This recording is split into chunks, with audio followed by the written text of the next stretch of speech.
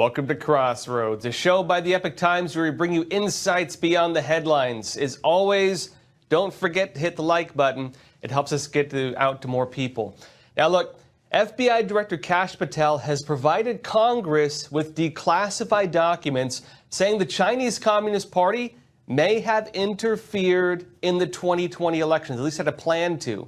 The documents describe an elaborate scheme where they were wanting to use fake driver's licenses and fake mail-in ballots to rig the election. Now, Kash posted about the documents on X, and he wrote, "The FBI has located documents which detail alarming allegations relating to the 2020 elections."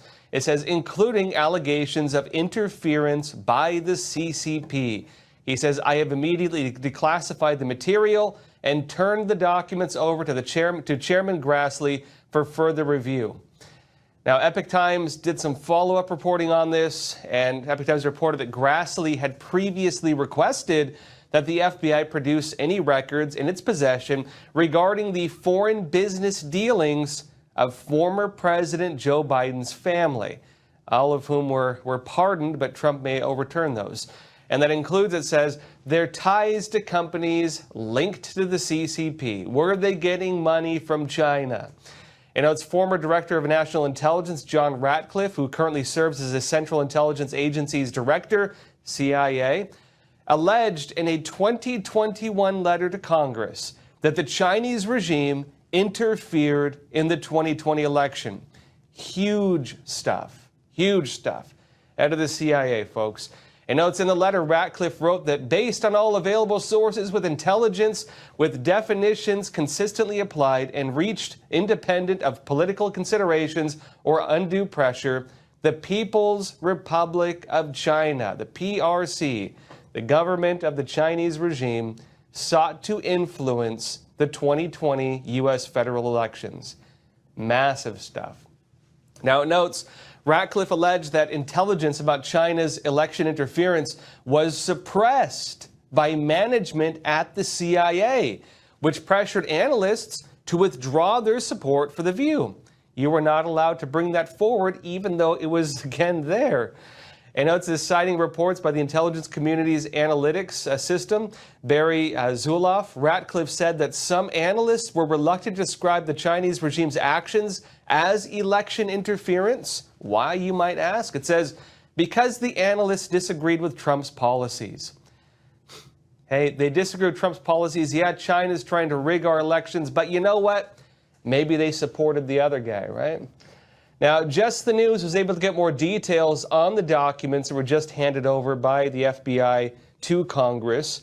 Just the News said this: the newly declassified intelligence reports from August of 2020 were not corroborated or fully investigated, and instead were recalled from intelligence agencies at about the time that then FBI Director Chris Wray testified there were no known plots of foreign interference ahead of the 2020 election in which Biden defeated Donald Trump, officials told Just the News. And of course, if you made that statement and there was intelligence, that's a big deal, but they got rid of it right before that. So we'll see what happened with that. And it's further in. Kash Patel told Just the News in a statement, quote, "To that end, we have located documents Chairman Grassley requested."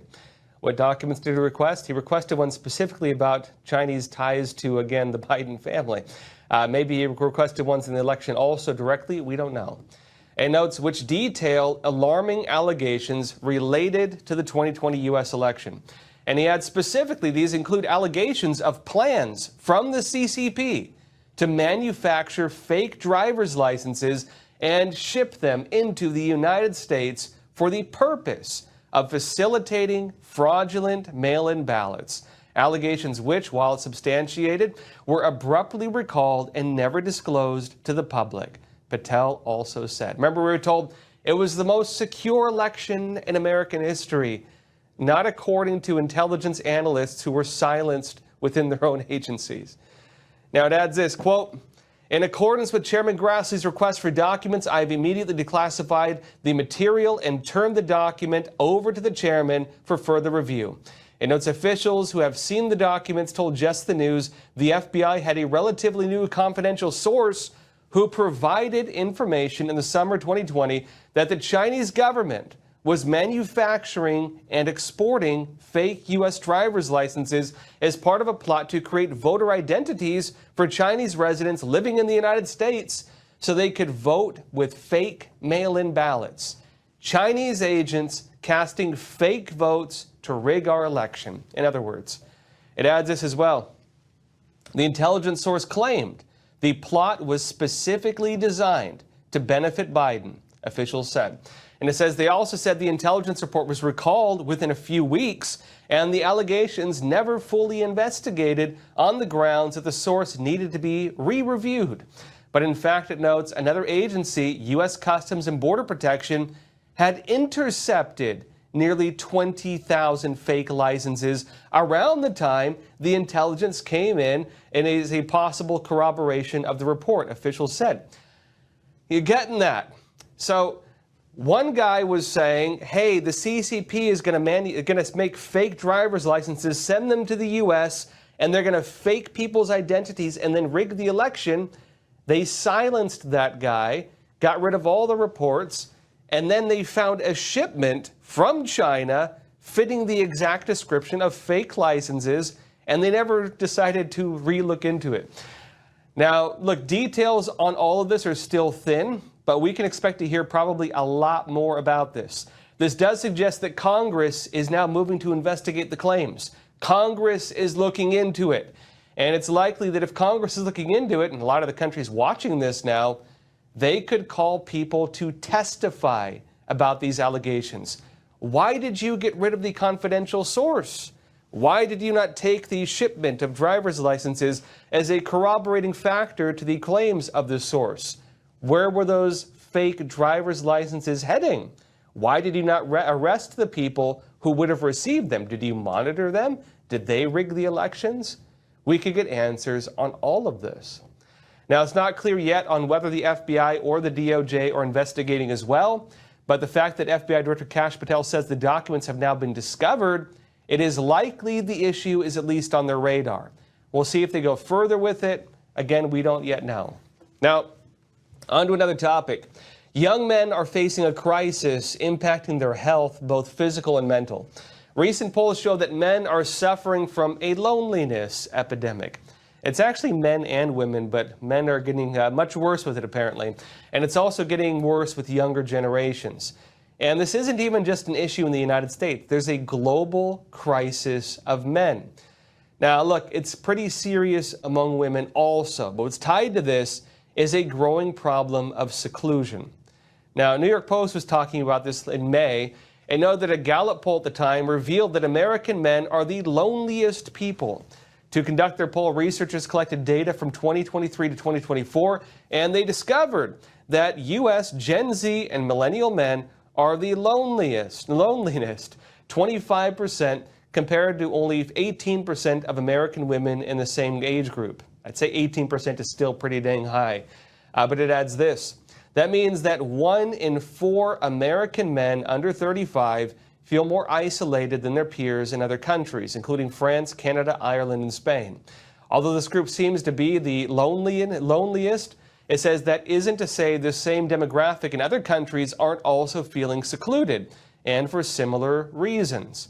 And it's the Gallup study, and Fortune well reported that 1 in 5 young men in places like Turkey, France, Ireland, and Canada are reportedly feeling just as alone. And this common feeling of isolation, it says, is the coming to a head of a set of forces that have been in existence in boys' and men's lives for generations.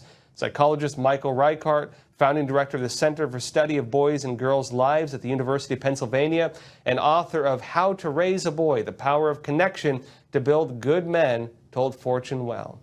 Now, they said this, quote, "The problem, of course, is that when they become less authentic, they alienated themselves from even their important relationships, feeling that they had to hide a part of themselves because the world didn't want that from them." And they say this goes all the way down to age 4, Reichart said. So, issues that have plagued men, probably for most of history, have been made worse by the problems of the modern world, like video games and porn and so on, right? And notes, as the report goes into this, This problem has been around for a while. It's an old problem that's made worse by, again, the let's say, encroachment of digital entertainment in the digital world overall. But the problem was made especially bad during the COVID-19 lockdowns. That was kind of the perfect storm that just entrenched all of this. New York Post said this: as the coronavirus pandemic slips into the rear view, the effects of the alone virus epidemic continue to fuel mental and physical health woes. It says the World Health Organization declared loneliness a pressing health threat with risks as deadly as smoking up to 15 cigarettes a day. Being lonely, that type of mental anguish, it's like being a chain smoker, basically. Now, look, again, this isn't just a problem of young men, it's also women. Women are also suffering from loneliness and isolation. But young men have become a particular focus because it tends to impact them in more serious ways. It does worse things to them, apparently. Now, part of this also has to do with the expectations of men. The social perception that men should not be moved by such things, that they shouldn't be so emotional, that they need to man up, right? But other studies show men are actually more affected by emotional challenges than women are. Now, women might more express it, in the open. Men keep it in, and it turns into other things. And this is to the extent they're even more likely to die from it. Men are dying from loneliness. New York Post said this: when a loved one passes on and your heart aches, there's actually a name for that. And apparently, men are more likely to die from it. Now, it notes the technical term for broken heart syndrome is Takotsubo cardiopathy. And people are diagnosed with it when stress hormones like adrenaline prevent their hearts from properly contracting. It notes it's a serious condition brought on by very stressful situations and extreme emotions that doctors don't take lightly. It notes that while women are more known to often suffer from the syndrome, men are the ones actually dying from it at more than twice the rate, according to a new study published in the Journal of the American Heart Association. It notes as well an interesting point the study made is that broken heart syndrome is triggered by emotional stress predominantly in women or physical stress predominantly in men. Now, again, everyone deals with challenges like this. I don't think it's like one side or the other, and I'm sure, there's someone who would take it pretty hard as well. But men overall seem to not deal with it as well. And, couple that emotional challenge with the crisis of increased isolation, and it becomes an even bigger problem. Of course, even again, mental issues, which can turn to other things. But facing this, interestingly, there's another shift taking place. As men are dealing with this, young men are looking for help. But more and more, they're actually turning to God. There's now a religious resurgence taking place. Financial Times said this: finding their religion, why Gen Z are turning to faith as spiritual belief shows signs of a quiet revival in Britain. It's not just the UK, it's actually global. And it notes, has Christianity regained the underground appeal of its earliest days? Slowly, slightly, faith is trickling back, at least into Britain, it says. There's something in the water. Religion is civilized table talk. Even non-believers mourn the death of Pope Francis, with secularism yet to devise a credible alternative as the world's moral conscience. The pews are filling up, notably with young people. Gen Z's attendance, it says, at church has quadrupled in recent years from a small base, but the significance lies more in the direction of travel. Now, look, that one's about the UK. It's not limited to just the UK. This is a global shift, including right here in the United States. Axios said this: Christianity is starting to make a comeback in the US and other Western countries led by young people. Data from Pew shows that for decades, each age group has been less Christian than the one before it. People were saying religion's going out the back door. Turns out it is not. It's coming back. It's Americans born in the 1970s are 63% Christian.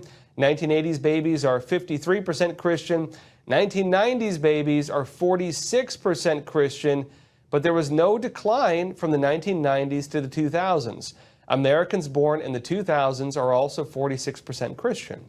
Gen Zers, it says, especially Gen Z men, are actually more likely to attend weekly religious services than millennials and even some younger Gen Xers, Burge analysis shows. And notes between the lines, young men are leading America's religion resurgence.